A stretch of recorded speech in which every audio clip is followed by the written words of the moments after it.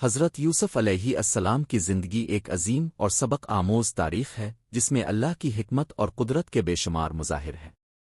حضرت یوسف علیہ السلام کی زندگی میں کئی اہم واقعات ہیں جو نہ صرف آپ کی نبوت اور معجزات کی نشانی ہیں بلکہ انسانوں کے لیے بہت سی نصیحتیں بھی پیش کرتے ہیں۔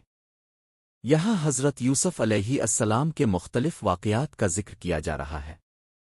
ایک، حضرت یوسف کا بچپن اور خواب۔ حضرت یوسف علیہ السلام بچپن میں بہت ہی نیک اور اللہ کے قریب تھے۔ ایک دن اپنے والد حضرت یعقوب علیہ السلام سے کہا کہ اپنے خواب میں 11 ستارے، سورج اور چاند کو اپنے سامنے سجدہ کرتے ہوئے دیکھا۔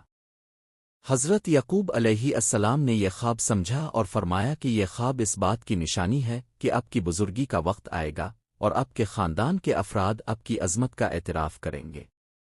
2، حضرت یوسف کی بھائیوں کی جانب سے بے وفائی۔ حضرت یوسف علیہ السلام کے بھائیوں کو یہ بات پسند نہیں آئی کہ حضرت یوسف کو اپنے والد سے خصوصی محبت حاصل ہے۔ ان کی جلاسی، حسد اور منافقت کے باعث انہوں نے حضرت یوسف کو راستے سے ہٹانے کی سازش کی۔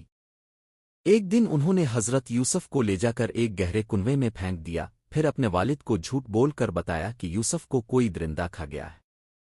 3، حضرت یوسف کا غلام بننا اور عزیز مصر کے گھر میں۔ 3/29 دوپہر کے 6 بجے حضرت یوسف علیہ السلام کے بھائیوں کے جھوٹ کے بعد حضرت یوسف کو ایک قافلے کے ذریعے مصر بھیج دیا گیا جہاں آپ عزیز مصر کے گھر غلام بن گئے۔ لیکن حضرت یوسف کی پاکدامنی اور اخلاق نے عزیز مصر کی بیوی زلیخا کو متاثر کیا۔ زلیخا نے حضرت یوسف کو اپنے جال میں پھنسانے کی کوشش کی لیکن حضرت یوسف نے اللہ کے خوف سے اس کا انکار کر دیا۔ 4، حضرت یوسف کا جیل میں قید ہونا۔ حضرت یوسف علیہ السلام کی پاکدامنی کی وجہ سے زلیخا نے جھوٹا الزام لگا کر آپ کو جیل میں ڈال دیا، لیکن جیل میں بھی اللہ کی مدد آپ کے ساتھ تھی۔ حضرت یوسف علیہ السلام نے جیل میں بھی اللہ کا ذکر کیا اور دوسرے قیدیوں کو اللہ کی ہدایت دینے کی کوشش کی۔ 5، حضرت یوسف کا خواب کی تعبیر کرنا۔ جب حضرت یوسف علیہ السلام جیل میں تھے تو 2 قیدیوں کے خواب کی تعبیر کی، ایک کا خواب اچھا تھا اور دوسرے کا برا تھا۔ حضرت یوسف نے دونوں کی تعبیر درست بتائی اور پھر ایک قیدی جو بادشاہ کے دربار میں تھا حضرت یوسف کی بے گناہی اور علم کو بتانے میں کامیاب ہوا۔ 6، حضرت یوسف کا بادشاہ کے دربار میں آنا۔ جب مصر کے بادشاہ کو ایک خواب آیا جس میں 7 سال تک اچھی فصلیں آئیں گی اور پھر 7 سال تک قحط پڑے گا تو حضرت یوسف علیہ السلام کی تعبیر کی ضرورت پیش آئی۔ حضرت یوسف نے اس خواب کی صحیح تعبیر بتائی اور بادشاہ کے سامنے اپنی حکمت کا مظاہرہ کیا۔ اس کے بعد بادشاہ نے حضرت یوسف کو اپنے دربار میں ایک اہم مقام دیا اور انہیں مصر کی معیشت کے انتظام کا ذمہ دار بنا دیا۔ 3/29 دوپہر کے 6 بجے 7، حضرت یوسف کا اپنے بھائیوں سے ملاقات۔ جب قحط کا سال آیا اور حضرت یوسف کے بھائی اپنے خاندان کے لیے اناج خریدنے مصر آئے تو حضرت یوسف نے انہیں پہچانا لیکن وہ اپنے بھائیوں کو نہیں پہچان سکے۔